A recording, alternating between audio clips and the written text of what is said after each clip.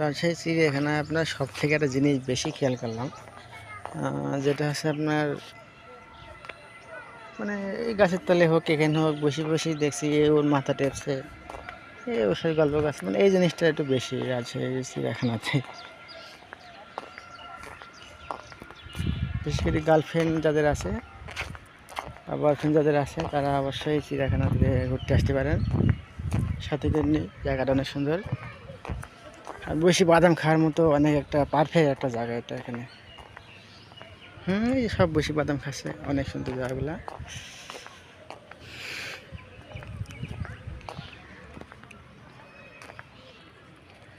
জায়গাগুলো আসলে অনেক সুন্দর,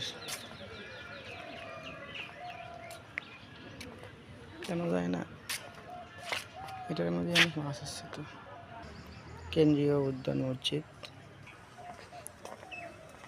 উড়ন্ত ঘোড়া, এটা মসজিদ তৈরি হচ্ছে এখানে।